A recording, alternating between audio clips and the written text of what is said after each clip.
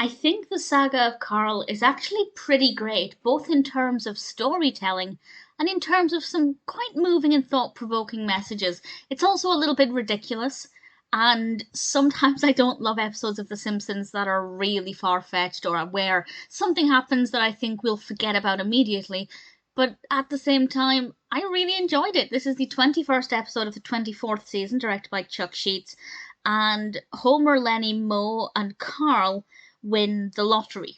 I think they won $200,000, and then Carl goes to cash in the lottery ticket and he leaves. And I just thought, what? How's this happening? What's going on? Why would Carl leave with the lottery winnings? And I won't answer that question because that's partly, mostly the point of the whole narrative. But I was so confused, and even now, I don't know how I feel about Carl. I think this episode, even though I feel like, as I said, I don't think it'll ever be mentioned again, I could be wrong, but even now I feel like, has my opinion of Carl changed? If I go back and watch other episodes that have Carl in, will I think of them differently now? And I don't have an answer for that, but I feel like maybe I will, and I might talk more about that with a spoiler warning in a little bit.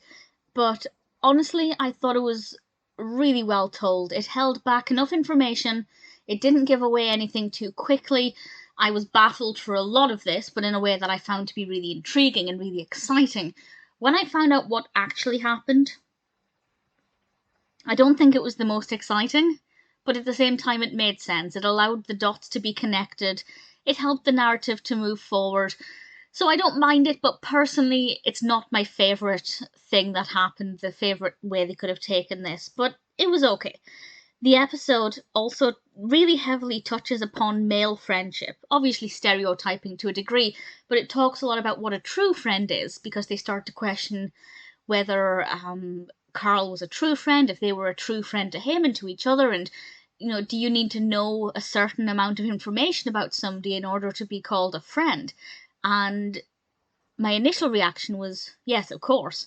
But then the episode actually explains that, and again, it's being stereotypical, but I think it's fair to say that in most situations, guy friends are different to female friends. And as I think Moe pointed out, guy friends typically get together in a pub situation to get away from their feelings. And again, yes, I know it's stereotyping, but it still provided some really interesting food for thought, and I thought that was really, really fascinating. And there may be other friendships, there could be female friends who all meet together in a pub or a mixed friends group where their whole intention is to get away from their feelings, but to be in the presence of people they care about.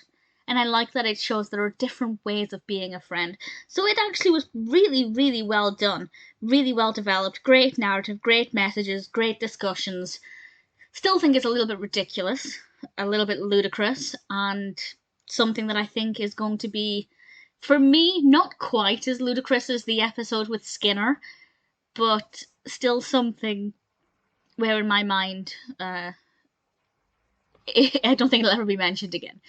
And I don't know, if anybody hates it because of how ludicrous it is, I could understand, but I actually thought it was a very well crafted story. So I would watch it again, but I don't think it would be as good the second time round because I know what happens. And as I said, what actually happened wasn't as interesting as the mystery behind it, which is often the case with mysteries. Once a mystery is solved, it's often not as fun as the actual anticipation itself. But I thought it was pretty good. Definitely had some good food for thought. A little bit ridiculous, but ultimately a really good episode.